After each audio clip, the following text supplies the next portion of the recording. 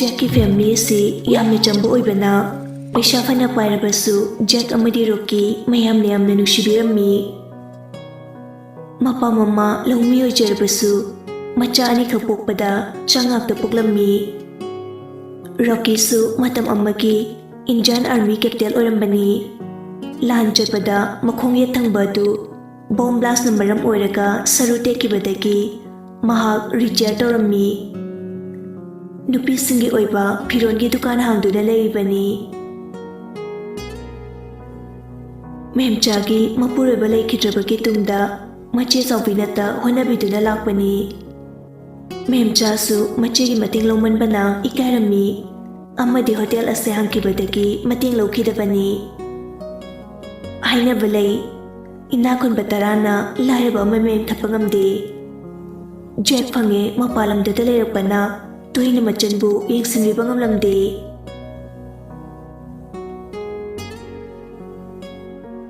सोमददी Jack सटखिबदु ममाना मथोय वजरमी मरमदी Jack फरगदी यामना फबा सारक्लदी यामना साथीबा ओय चौबीदु बाजारदा लाए मचानुपागी दुकानदनी रॉकीना इमा किदरगे चौबीना नाउबदा फोन अमता तौ अदुबोबा किदरबु यावरगे हैबनी तोंदु मयमदा लैतेन हायरकपदगी तोन थिबा चटखिबनी कोइनुने हाइसबो आइदो पोलाक्ता हैबरो इहे अनथोकपनिदको नाउ फोन दो अमता तौने नंबो रॉकीना फोन तौरई Jack ना ताई नंगाइदा लेगे रास्की होटल दा किदोरिबा तोनसीदा कुकोई लोबो चटलिने ओहिमा चेन नत्रो Jack ना हेरो अहुमदुदा मथंग मथंग येंगलगा चेनबीनबा हेरो बुदी मरांग गाइरे अदे चेनसिना पंफादबदगी फाइट मचाम पांथोखरे रॉकीना पामजबी सब्जेक्ट ने नंगे चटपु चखरदी ओइनेदना तोक्ते यारे अलगनबा तौरो सोमदे इमाना दुकानदा लागा फोन तौवना खांगमद्रे कदाई फोन दो पिरो इमा पालके चौबीना फोन दो लौरगा आई नाउबा ताइमा तो लेरबो लेरे काइदे लेरंगे होटल दा इहे मखोई होटल दुदा मतुमदा लेरिदुबु कीदा जालो थाइनेदी यामना कीगनबनी अस इमा होटल हाइदी बोरागांगी होटल दु नती अतोपनी हे अमा बोइरे मयमदा निंचीजना थिनबिरमुको मयमदा लेबा तलसु सिदा लाउ हायु यादुसिनी ननाकदा लेरदी पाहलो Jack ना से पायो तोन फोन लौरमी माबो तोन नंबु युमदा हनबे याद्रो नमा नंग हेकी सौरसु नंगना अंगांगनी सोइख्रे लानखे हाइबे याद्रो माबो आई मतम खरदी सिदा लेखिगे अदुगा युमदा चटके इमादो सावो फरमखिरोय होटल सु दुगाइ बिखरबनीना ताइनफम खंगददना आइंगोंदा पंगताइदा ताइनारनी करिगी पंगताइदा ताइना याब्राने माबुक नोंमलाके कैसु खलुनु इसासिदी ऐसिदा लेरगा पैसा खरा तुमसिंखिगे अदुगा होटल दा अमुक साबा ngamlaga yumdange इचाना कईगी पैसा तुमसिंदोइनो नबुंग अनि लेरिसिदी मखोय अनीना माइनि साजनी Jack ना फोन दो ताक लौरगा इमा थमो यारे Jack ना फोन दो कक्थली लेउखिगे हाइब्रा थिलमो हाइब्रा तोन तपना दाजे होटल असगी मपु ओरिबा बाबुंग रासना आइबु मफमसिदा चंजफम पीदुन लेहनबने थबकसु अमु जॉइन तोहनबीबने अहल अदुना हराव हराव हाइजरकलगा आइना मुयुमदा सचटखिबा हाइसे याम नुंगायरुये मतम खितंगदि लेखिगे अदुगा युमदहनगे फरे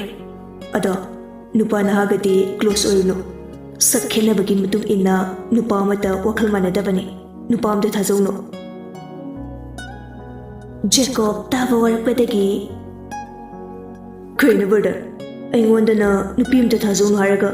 ꯇꯣꯟꯗꯅ ꯅꯨꯄꯥ ꯑꯃꯇ ꯊꯥꯖꯧꯅꯨ ꯍꯥꯏꯕꯤꯔꯤꯁꯤꯕꯨ ꯅꯠꯇꯦ ꯁꯣꯝꯁꯤꯕꯨ ꯏꯟꯗꯤꯌꯥ ꯅꯦꯚꯤ ꯃꯔꯀꯣꯁꯅꯤ ꯍꯥꯏꯔꯒ ꯃꯥꯏꯕꯁꯨ ꯑꯣꯏꯕꯤꯕ꯭ꯔꯣ ꯖꯦꯛꯅ ꯍꯧꯖꯤꯛ ꯃꯇꯝꯗ ꯀꯅꯥꯝꯇ ꯊꯥꯖꯕ ꯌꯥꯗ꯭ꯔꯦ ꯂꯤꯇꯜ ꯕ꯭ꯔꯗꯔ ꯅꯁꯥꯃꯛꯁꯨ ꯊꯥꯖꯔꯨꯅꯨ ꯐꯔꯦ ꯑꯗꯨꯗꯤ ꯐꯖꯅ ꯂꯩꯔꯣ ꯑꯩꯁꯨ ꯆꯠꯈ꯭ꯔꯒꯦ ꯑꯋꯥꯠ ꯄꯥꯂꯦꯁ ꯍꯥꯏꯔꯣ ꯅꯕꯨꯡ ꯑꯩ ꯂꯩꯔꯤꯉꯩꯗ ꯅꯨꯄꯥ ꯑꯃꯇꯅ ꯀꯔꯟ ꯇꯥꯕ ꯌꯥꯔꯣꯏ ꯃꯊꯕꯥꯛꯇꯣ ꯁꯦꯒꯥꯏꯒꯅꯤ ꯖꯦꯀꯣꯕ ꯎꯁꯤꯇꯅ ꯏꯃꯩ ꯀꯤꯖꯔꯦꯗ ꯍꯧꯖꯤꯛꯇ ꯆꯤꯕꯣꯡ ꯊꯤꯔꯤꯟ ꯑꯣꯟꯅ ꯇꯩꯅꯈꯤꯕꯗꯨ ꯑꯗꯨꯒꯤ ꯆꯩꯅꯥꯕꯨ ꯀꯝꯗꯧꯕꯤꯒꯦ ꯑꯗꯨꯝ ꯌꯥꯏ ꯐꯤꯂꯝꯗ ꯍꯦꯔꯣ ꯁꯥꯕ ꯈꯛꯇꯅ ꯌꯥꯔꯣꯏ ꯕ꯭ꯔꯗꯔ ꯑꯩꯈꯣꯏꯒꯨꯝꯕ ꯅꯨꯄꯥꯁꯤꯅꯤ ꯔꯤꯌꯦꯜ ꯍꯦꯔꯣ ꯍꯥꯏꯁꯦ ꯒ꯭ꯌꯥꯟ ꯇꯥꯏꯀꯣ ꯐꯔꯦ ꯑꯗꯨꯗꯤ ꯃꯌꯥꯝ ꯍꯥꯏꯗꯣꯛꯈ꯭ꯔꯒꯦ ꯏꯔꯤꯛ ꯆꯠꯂꯨꯈꯤꯒꯦ ꯏꯔꯤꯛꯅ ꯑꯣꯛꯁꯔ ꯂꯩꯖꯍꯧꯔꯒꯦ ꯖꯦꯛ ꯍꯦꯛ ꯆꯠꯈꯤꯕꯒ ꯖꯦꯀꯣꯕꯅ ꯇꯣꯟꯗ ꯌꯦꯡꯂꯒ ꯅꯕꯨꯡ ꯑꯣꯏꯔꯝꯕꯒꯤ ꯉꯥꯛꯄꯤꯔꯕꯅꯤ ꯅꯠꯇ꯭ꯔꯗꯤ ꯂꯦꯝ ꯊꯥꯔꯣꯏꯗꯕꯅꯤ ꯂꯤꯅ ꯃꯣꯂꯤ ꯑꯩꯐꯥꯎ ꯄꯣꯛꯄꯩ ꯐꯨꯔꯝꯃꯒ ꯅꯪꯅ ꯀꯃꯥꯏꯅ ꯂꯦꯝ ꯊꯥꯔꯣꯏꯗꯣꯏꯕ ꯔꯥꯖꯔꯅ ꯑꯁ ꯇꯥꯃꯣ ꯑꯩꯅ ꯈꯪꯁꯦ ꯄꯩꯕ꯭ꯔ ꯑꯝꯇ ꯌꯦꯡꯉꯣ ꯂꯤꯅ ꯈꯔ ꯄꯩꯔꯦ ꯀꯩꯅꯣ ꯍꯥꯏꯁꯤꯕꯣ ꯑꯁ ꯑꯩꯗꯤ ꯂꯣꯏꯔꯦꯗꯅ ꯔꯣꯖꯔ ꯄ꯭ꯔꯞ ꯆꯠꯈ꯭ꯔꯦ ꯂꯤꯁꯨ ꯐꯣꯟ ꯂꯥꯛꯂꯤꯕꯗꯨ ꯄꯥꯏꯔꯒ ꯋꯥꯔꯤ ꯁꯥꯟꯅ ꯊꯣꯛꯈ꯭ꯔꯦ ꯏꯔꯤꯛꯅ ꯕꯣꯁ ꯉꯁꯤꯗꯒꯤ ꯁꯨꯇꯤꯡ ꯍꯧꯅꯤ ꯍꯥꯏꯕꯗꯨ ꯖꯦꯀꯣꯕ ꯁꯥꯎꯔꯒ ꯁꯤꯒꯤ ꯐꯤꯕꯝꯁꯤꯗ ꯀꯃꯥꯏꯅ ꯁꯨꯇꯤꯡ ꯇꯧꯗꯣꯔꯤꯒꯦ ꯅꯪꯅ ꯐꯅꯕ ꯗꯤꯔꯦꯛꯇꯔꯗ ꯍꯥꯏꯔꯁꯨ ꯏꯔꯤꯛ ꯃꯊꯥ ꯁꯥꯔꯝꯃꯤ ꯑꯁ ꯍꯣꯏ ꯕꯣꯁ ꯏꯔꯤꯛꯁꯨ ꯇꯟꯗꯦ ꯃꯥꯟꯗꯦ ꯗꯤꯔꯦꯛꯇꯔꯅ ꯂꯩꯔꯤꯕ ꯑꯦꯄꯥꯔꯠꯃꯦꯟ ꯑꯗꯨꯗ ꯆꯠꯈ꯭ꯔꯦ ꯖꯦꯀꯣꯕꯁꯨ ꯁꯣꯐꯥꯗꯨꯗ ꯐꯝꯃꯤ ꯇꯣꯟꯁꯨ ꯄꯨꯛ ꯍꯧꯒꯠꯂꯒ ꯆꯠꯀꯦ ꯇꯧꯕꯒ ꯖꯦꯀꯣꯕꯅ ꯉꯥꯏꯈꯣ ꯇꯣꯟ ꯆꯞ ꯂꯦꯞꯄꯤ ꯃꯃꯥꯏꯗꯤ ꯑꯣꯟꯊꯣꯔꯛꯇꯦ ꯀꯩꯁꯨ ꯅꯠꯇꯦ ꯇꯣꯟ ꯍꯥꯟꯅ ꯐꯥꯎ ꯌꯦꯡꯂꯝꯗꯅ ꯄ꯭ꯔꯞ ꯆꯠꯈ꯭ꯔꯦ ꯖꯦꯀꯣꯕ ꯃꯇꯣꯝꯇ ꯐꯝꯂꯒ ꯃꯨꯔꯨꯝ ꯁꯣꯜꯂꯤ ꯅꯨꯡꯁꯤꯅ ꯂꯣꯏꯅꯒꯦ ꯈꯟꯕꯅꯤ ꯈꯣꯏꯗꯧꯁꯦ ꯍꯦꯛꯇ ꯁꯥꯎꯅꯤꯡꯉꯦ ꯅꯪꯅ ꯇꯥꯃꯣꯗ ꯅꯨꯡꯁꯤꯒꯦꯔꯥ ꯔꯣꯖꯔꯗ ꯄꯥꯝꯒꯦꯔꯥ ꯗꯔꯀꯥꯔ ꯇꯥꯗꯦ ꯅꯪ ꯂꯧꯗꯅꯗꯤ ꯇꯣꯛꯑꯔꯣꯏ ꯖꯦꯀꯣꯕ ꯑꯩꯅ ꯄꯥꯝꯈꯤꯕ ꯄꯣꯠꯄꯨ ꯂꯦꯝ ꯊꯥꯏꯔꯥ ꯅꯕꯨꯡ ꯑꯐꯥꯎꯕ ꯂꯩꯔꯒ ꯀꯩꯗꯧꯔꯒꯦ ꯐꯥꯏꯠ ꯍꯩꯇ꯭ꯔꯗꯤ ꯍꯦꯔꯣ ꯑꯣꯏꯕ ꯌꯥꯗꯦ ꯀꯥꯏꯅ ꯂꯩꯕ꯭ꯔꯣ ꯂꯤꯁꯨ ꯐꯣꯟꯗ ꯏꯃꯥꯔꯖꯦꯟꯁꯤ ꯂꯥꯛꯄꯗꯒꯤ ꯗꯤꯄꯥꯔꯠꯃꯦꯟꯗ ꯄ꯭ꯔꯞ ꯆꯠꯈ꯭ꯔꯦ ꯃꯊꯛ ꯊꯣꯡꯕ ꯄꯨꯂꯤꯁ ꯑꯣꯐꯤꯁꯔ ꯈꯔ ꯃꯤꯇꯤꯡ ꯇꯧꯗꯨꯅ ꯂꯩꯔꯝꯃꯤ ꯂꯤ ꯂꯥꯛꯄ ꯎꯕꯗ ꯁꯦꯅꯤꯌꯔ SP ꯑꯃꯅ ꯅꯪ ꯂꯥꯛꯑꯕ ꯍꯣꯏ ꯁꯔ ꯂꯥꯛꯑꯣ ꯋꯥꯔꯤ ꯈꯔ ꯁꯥꯟꯅꯁꯤ ꯍꯣꯏ ꯁꯔ ꯃꯌꯥꯝꯅ ꯐꯝꯂꯤꯕ ꯑꯗꯨꯗ ꯂꯤꯁꯨ ꯐꯝꯂꯝꯃꯤ ꯁꯦꯅꯤꯌꯔ SP ꯑꯗꯨꯅ ꯑꯩꯈꯣꯏꯅ ꯇꯧꯔꯤꯕ ꯊꯕꯛꯁꯦ ꯏꯃꯥ ꯂꯩꯕꯥꯛꯀꯤꯗꯃꯛꯇꯅꯤ ꯃꯁꯤꯗ ꯑꯩꯈꯣꯏꯅ ꯏꯆꯟ ꯃꯤꯔꯥꯟ ꯅꯥꯏꯔꯕꯗꯤ ꯇꯨꯡꯗ ꯌꯥꯝꯅ ꯈꯨꯗꯣꯡꯊꯤꯕ ꯂꯩꯕꯥꯛ ꯍꯥꯏꯕꯗꯣ ꯑꯣꯏꯔꯛꯀꯗꯧꯔꯤꯕꯅꯤ ꯂꯤꯅ ꯆꯨꯝꯃꯤ ꯁꯔ ꯅꯈꯣꯏ ꯕꯥꯕꯨ ꯃꯇꯝ ꯑꯃꯒꯤ DJPꯅꯤ ꯑꯩꯈꯣꯏꯅ ꯍꯧꯖꯤꯛ ꯐꯥꯎꯕ ꯔꯦꯁꯄꯦꯛ ꯀꯥꯏꯗ꯭ꯔꯕꯅꯤ ꯀꯥꯏꯒꯦꯁꯨ ꯈꯟꯗꯦ ꯑꯗꯨꯕꯨ ꯃꯤꯁꯇꯔ ꯂꯤ ꯃꯇꯥꯡꯅ ꯌꯥꯔꯛꯇ꯭ꯔꯕꯗꯤ ꯑꯩꯈꯣꯏꯅ ꯏꯊꯛ ꯊꯣꯡꯕ ꯑꯣꯏꯔꯕꯁꯨ ꯑꯦꯔꯦꯁ ꯇꯧꯕ ꯍꯥꯏꯁꯦ ꯂꯣꯒꯤ ꯆꯠꯅꯕꯤ ꯀꯥꯡꯂꯣꯟꯗ ꯌꯥꯎꯔꯤꯕꯅꯤ ꯂꯤ ꯃꯁꯥꯗ ꯆꯤꯡꯅꯕ ꯁꯨꯝ ꯐꯥꯎꯔꯛꯏ ꯁꯔ ꯍꯦꯛꯇ ꯍꯥꯏꯕꯤꯌꯨ ꯅꯛꯅꯕ ꯃꯔꯤ ꯑꯣꯏꯔꯕꯁꯨ ꯑꯔꯥꯟꯕ ꯇꯧꯔꯕꯗꯤ ꯗꯟꯗꯤ ꯐꯪꯕ ꯇꯥꯕꯅꯤ ꯃꯤꯁꯇꯔ ꯂꯤ ꯏꯔꯝꯗꯝ ꯑꯁꯤꯗ ꯈ꯭ꯋꯥꯏꯗꯒꯤ ꯆꯥꯎꯅ ꯗ꯭ꯔꯒ ꯀꯔꯕꯥꯔ ꯇꯧꯔꯤꯕ ꯃꯤꯁꯛ ꯑꯁꯦ ꯅꯣꯏꯒꯤ ꯐꯦꯃꯤꯂꯤ ꯃꯦꯝꯕꯔꯅꯤ ꯂꯤ ꯐꯝꯂꯝꯕꯗꯒꯤ ꯐꯨꯛ ꯍꯧꯒꯠꯂꯛꯏ ꯁꯔ ꯀꯩꯅꯣ ꯍꯥꯏꯕꯤꯔꯤꯁꯤꯕꯣ ꯃꯥꯅꯤ ꯂꯤ ꯃꯇꯝ ꯀꯨꯏꯅꯗꯒꯤ ꯑꯩꯈꯣꯏꯅ ꯊꯤꯒꯠꯇꯨꯅ ꯂꯥꯛꯄꯅꯤ ꯃꯔꯤꯟꯗꯥ ꯃꯣꯔ ꯍꯥꯏꯔꯤꯕ ꯑꯁꯤ ꯅꯪꯒꯤ ꯃꯃꯥ ꯔꯥꯅꯤ ꯅꯠꯇ꯭ꯔꯥ ꯂꯤ ꯑꯃꯨꯛ ꯐꯨꯛ ꯐꯝꯊꯩ ꯃꯁꯥꯗꯨ ꯇꯨ ꯆꯨꯡꯈꯤꯕ ꯈꯪꯍꯧꯗꯦ ꯃꯊꯃꯣꯏꯁꯨ ꯆꯥꯛꯄꯅ ꯌꯥꯗ꯭ꯔꯦ ꯍꯧꯈ꯭ꯔꯕ ꯊꯧꯗꯣꯛ ꯈꯔ ꯅꯤꯡꯁꯤꯡꯂꯛꯏ ꯔꯥꯅꯤꯅ ꯏꯃꯥꯒꯤ ꯊꯣꯏꯕ ꯂꯤꯅ ꯏꯃꯥ Ichana police officer oiba pamlabasu madu imadi pamdene kaigine ma ichasu karimata watpe yaude nanaw asigumna model oyudana Jeko film kumdrida modeler han oirami li nafetawna aduna image amadi ekhunawge pamanidana nichona pamjabadi iramda mashigidama hinglingida karigumba khara tawramge sini Rani makatarudre nongmasu lina training chatoba kuijaba matam aduda mapabunga mamaga khatnaba tarammi Rasna Karino ni mor nang sibo Rani sauraga Aigi ming Rani ichasing imamangda adugi mingdo palakano haidro Kanamta leitabagi ne kauribase Oisu thainadagi nagi ming asengbase shum kaukhrabanina pakhe hungdokpadu ngamdene adu ada khangde thoibana police oibase ai supam pamde hairibasini nangna pamde hairaga hekti yabro masagi apamani mapa ai ki shopamani yambungna DJP orami haiduna ngasa thawaina police officer ohelibana tro oi nang adudi hainu aina kanadasu wanomba leite merita khanjabani aina pamde yaninde harisni icha apokwana trabasu aina chawna biyok leibana tro Rani adu haraga kapthore e Rasna onthopani da konangse adugibu kapawna bro icha singya pamba kharadi tawjesanu kaidorage machibu kyam kairage kaiye yamna kaibadunane aina aise machine aingonda apanba kya oiragadoribane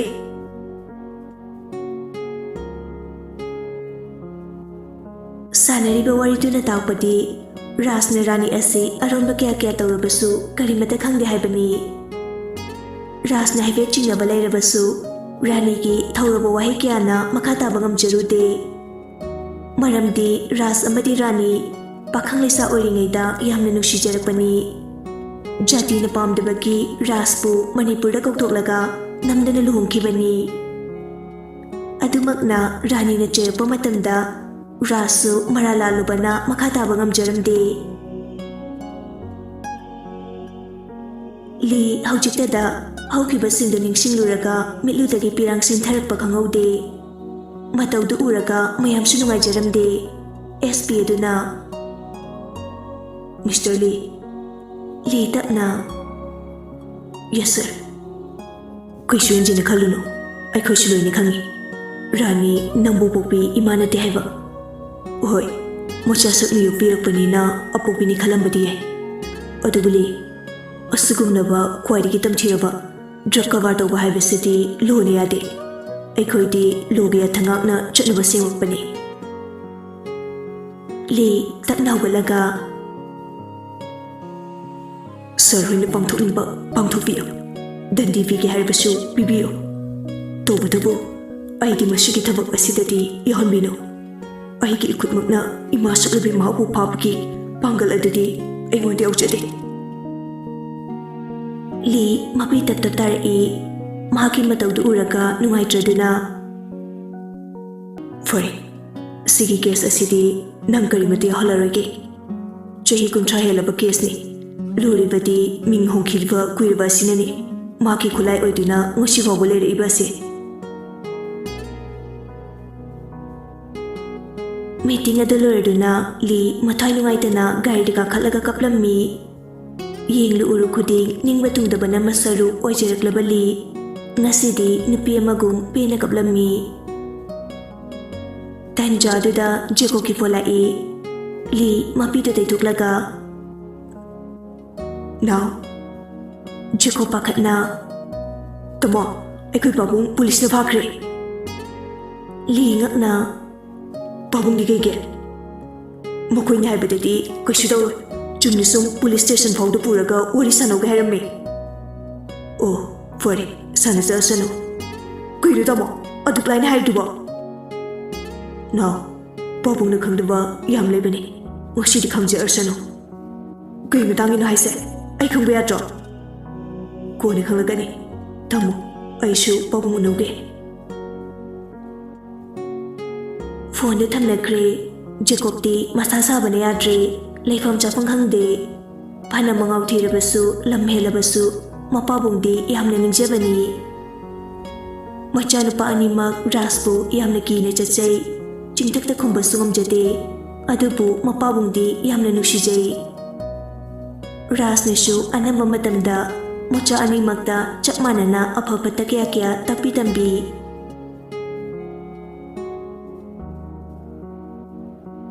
ꯁꯣꯝꯗꯅ ꯔꯥꯖ ꯄꯨꯂꯤꯁꯅ ꯐꯥꯈ꯭ꯔꯦ ꯄꯥꯎ ꯇꯥꯕꯗꯒꯤ ꯔꯥꯅꯤ ꯂꯩꯕ ꯉꯝꯗ꯭ꯔꯦ ꯑꯁꯨꯛ ꯀꯨꯏꯅ ꯅꯨꯡꯁꯤꯅꯔꯛꯂꯒ ꯑꯇꯣꯝꯕꯤ ꯐꯥꯎ ꯑꯣꯏꯔꯛꯂꯒ ꯃꯆꯥ ꯄꯥꯈꯪ ꯐꯥꯔꯕ ꯑꯁꯤꯗ ꯔꯥꯅꯤꯗꯤ ꯁꯛꯂꯣꯟ ꯌꯥꯝꯕꯤ ꯑꯣꯏꯔꯝꯃꯤ ꯃꯄꯨꯔꯣꯏꯕꯕꯨ ꯀꯟꯕꯗꯤ ꯂꯥꯏꯔꯗꯅ ꯃꯥꯒꯤ ꯃꯔꯝꯗꯒꯤ ꯐꯥꯕ ꯑꯣꯏꯔꯝꯒꯅꯤ ꯈꯜꯂꯨꯕꯗ ꯈꯨꯗꯛꯇ ꯍꯣꯁꯄꯤꯇꯥꯜꯗꯒꯤ ꯊꯣꯛꯂꯛꯂꯒ ꯍꯦꯂꯤꯄꯣꯠ ꯂꯩꯕ ꯑꯗꯣꯝꯗ ꯀꯥꯔ ꯑꯗꯨ ꯌꯥꯡꯅ ꯊꯧꯔꯝꯃꯤ ꯃꯥꯒꯤ ꯆꯦ ꯆꯥꯡ ꯄꯨꯝꯅꯃꯛ ꯄꯨꯔꯛꯅꯕ ꯕꯣꯗꯤꯒꯥꯔꯗ ꯑꯃꯗ ꯁꯤꯟꯅꯔꯝꯃꯤ ꯁꯣꯝꯗꯅ ꯔꯥꯖꯇꯤ ꯄꯨꯂꯤꯁꯁꯤꯡꯒ ꯋꯥꯔꯤ ꯁꯥꯟꯅꯕꯗꯒꯤ ꯈꯪꯂꯦ ꯔꯥꯅꯤ ꯗ꯭ꯔꯒ ꯀꯔꯕꯥꯔ ꯇꯧꯕꯤꯅꯤ ꯍꯥꯏꯕ ꯃꯗꯨ ꯈꯪꯕꯗꯒꯤ ꯔꯥꯖꯁꯨ ꯁꯥꯎꯅꯤꯡꯕ ꯄꯦꯟꯗꯕꯅ ꯃꯁꯥꯗꯨ ꯊꯛ ꯊꯛ ꯅꯤꯛꯂꯝꯃꯤ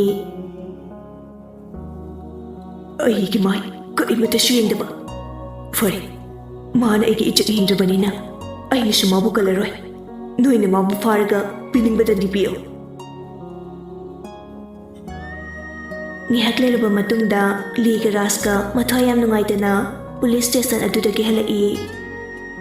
ꯂꯝꯕꯤꯗ ꯋꯥ ꯃꯆꯦꯠ ꯑꯃꯠꯇ ꯉꯥꯡꯅꯗꯦ ꯇꯨꯃꯤꯟ ꯇꯨꯃꯤꯟꯅ ꯂꯩꯅꯩ ꯃꯈꯣꯏ ꯑꯅꯤꯃꯛ ꯍꯣꯁꯄꯤꯇꯥꯜ ꯂꯣꯝꯗ ꯂꯥꯛꯏ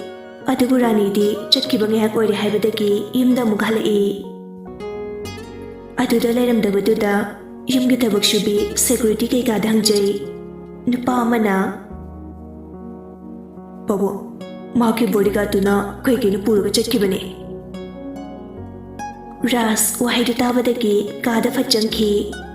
ꯔꯥꯅꯤꯒꯤ ꯃꯔꯨꯑꯣꯏꯕ ꯒꯣꯔꯗꯦꯖ ꯑꯗꯨꯗꯒꯤ ꯆꯦ ꯆꯥꯡ ꯑꯃꯠꯇ ꯌꯥꯎꯔꯝꯗꯕꯗꯨ ꯎꯔꯝꯃꯤ ꯔꯥꯖꯅ ꯈꯨꯗꯛꯇ ꯐꯣꯟ ꯇꯧꯖꯩ ꯑꯗꯨꯕꯨ ꯁ꯭ꯋꯤꯆ ꯑꯣꯐ ꯍꯥꯏꯔꯛꯏ ꯍꯦꯔꯥ ꯅꯪꯅ ꯀꯗꯥꯏꯗ ꯂꯣꯠꯇꯣꯏꯕ ꯔꯥꯖꯅ ꯄꯟꯊꯕ ꯇꯧꯗꯅ ꯐꯣꯟ ꯃꯊꯪ ꯃꯊꯪ ꯇꯧꯔꯝꯃꯤ ꯄꯨꯂꯤꯁꯁꯤꯡꯅꯁꯨ ꯔꯥꯖꯀꯤ ꯌꯥꯊꯪ ꯃꯇꯨꯡ ꯏꯟꯅ ꯔꯥꯅꯤ ꯊꯤꯕ ꯍꯧꯔꯝꯃꯤ ꯑꯗꯨꯕꯨ ꯄꯨꯝꯅꯃꯛ ꯑꯗꯨ ꯑꯔꯦꯝꯕ ꯑꯣꯏꯔꯝꯃꯤ ꯄꯨꯡ ꯐꯅ ꯊꯦꯡꯂ ꯐꯥꯎꯕ ꯔꯥꯅꯤꯒꯤ ꯈꯣꯡꯒꯨꯜ ꯂꯤꯕ ꯉꯝꯂꯝꯗꯦ ꯀꯣꯟꯅꯊꯪꯗ ꯄꯥꯎ ꯑꯃꯈꯛ ꯂꯥꯛꯏ ꯖꯦꯀꯣꯕꯅ ꯍꯜꯂꯣ ꯑꯣꯏ ꯂꯤꯇꯜ ꯕ꯭ꯔꯗꯔ ꯀꯅꯥꯅꯣ ꯑꯩ ꯈꯪꯗꯕꯩꯅꯦ ꯍꯪꯉꯤꯁꯦ ꯅꯚꯥꯏꯅ ꯀꯩꯗꯧꯔꯒꯦ ꯖꯦꯀꯣꯕ ꯉꯛꯅ 이바이 그나 ꯖꯦꯛ ꯅꯣꯛꯃꯤ ꯑꯣꯏ ꯗ꯭ꯔꯒ ꯀꯔꯕꯥꯔ ꯇꯧꯕꯤ ꯃꯆꯥ